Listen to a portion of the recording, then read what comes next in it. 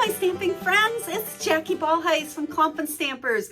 I am so excited to finally share with you a project using a brand new stamp set from the brand new Stampin' Up! Annual catalog. I've been kind of putting it off because I still wanted to share some other projects I had ready for you, so I didn't dive into it sooner, but today's the day.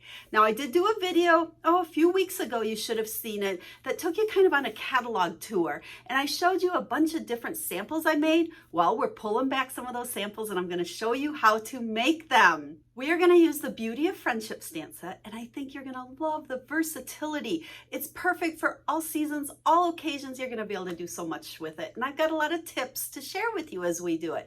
I'll also show you the products in the catalog. I don't always go through all of them, but since everything is so brand new, I'm going to just point them out real briefly to you when we flip the camera down.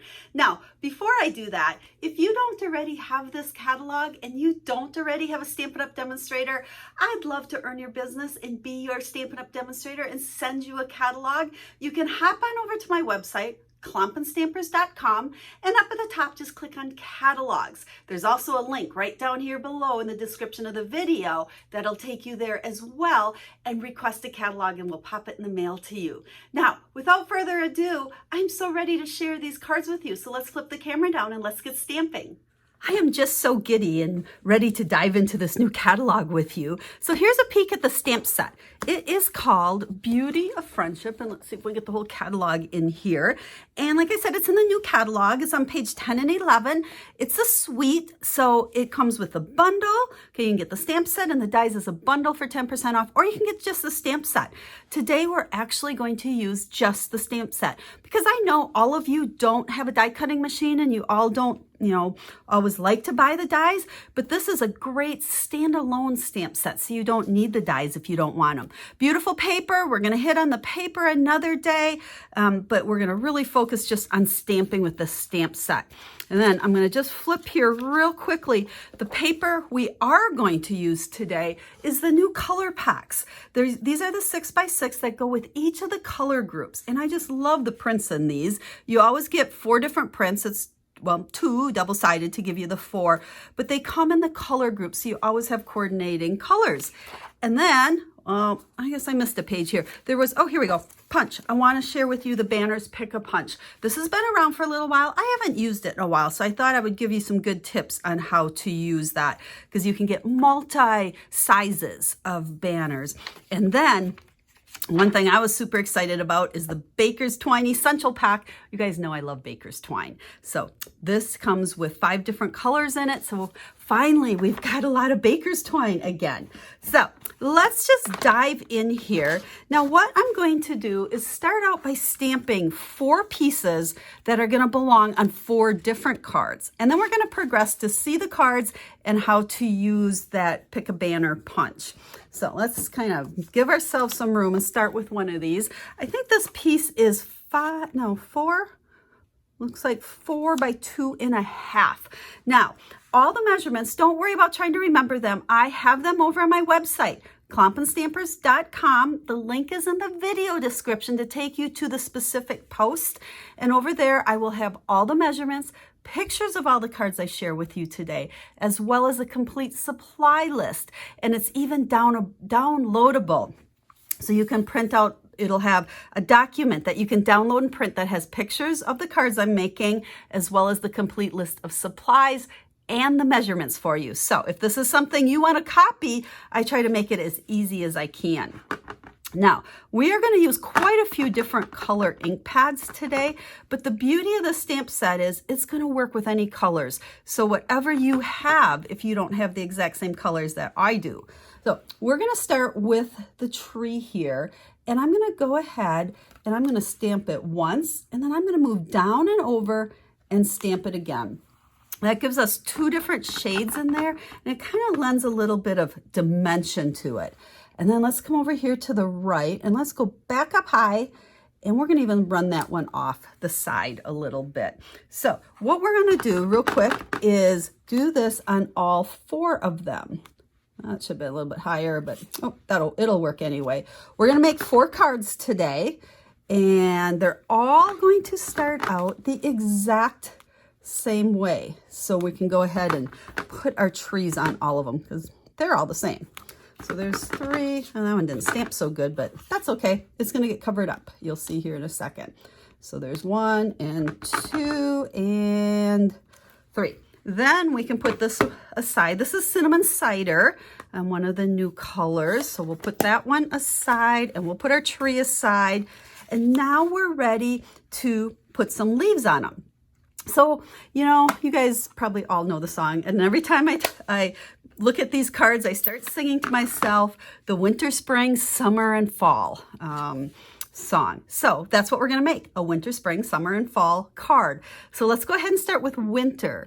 Now this one I'm using is kind of a little like speckles or splots or whatever you want to call that. So we're going to stamp that on our trees here. Now notice how I'm stamping once and then I'm stamping again to get some different shades. Now over here on this far away one, I'm going to go on scrap paper first and then stamp twice because we want it to be lighter because remember it's kind of back in the distance there. So we'll go dark and light, dark and light, dark and light. I don't want to fill it in totally. I want it kind of airy looking. This is very wintry looking. I know snow would be white, but it's kind of hard to do white on white. So blue is a good replacement to make it look kind of snowy. So there is our winter. So let's set that aside. And then we're going to clean off our stamp. I just have my little chamois here. And next we are going to grab 2 colors. We're going to do Old Olive and Flirty Flamingo. So here we're going to do our spring card. So let's move the blue out of the way. And we'll just grab another one of these and we'll start with Flirty Flamingo. This time we're going to kind of put these all the same darkness on that tree and then over on this tree. So it's spring, so we're going to call our tree in bloom here. Now this back one, we're going to do scrap paper first. Again, we want it a little bit lighter in the background. And then I'm going to wash this off. We'll use that chamois again. And we're going to take and we're going to add some Old Olive as well. So we've got both the Flirty Flamingo and the Old Olive. So we kind of got some leaves popping and some flowers. Scrap paper on that back one. Scrap paper is getting kind of messy. So now we have winter and spring. So let's clean that. And next we're going to move to summer. So instead of using the little splotchy one or whatever we want to call it, we are going to use 2 other images. And this makes it a 2-step stamp. Now this is kind of interesting because the stamp on its own, let's just show you on scrap paper here. It's kind of a distinctive, so we have a lot going on. We could just stamp that and leave it just like that. But if you want to, oops, we wanted to use Mossy Meadow. If you want to stamp it a second time to make it a 2-step, then I'm going to take the one that's a little bit more detailed and stamp that right on top of it. So essentially, I've got a lot of different colors going there, so it really gives us a lot of dimension. So let's take another one here, and we're going to start, let's get the right colors, with Old Olive. And this is the one that's a little bit more solid. So we'll stamp it once and then twice. And we'll come over on this one. And like I said, you really, truly could leave it like that. I think it's beautiful like that.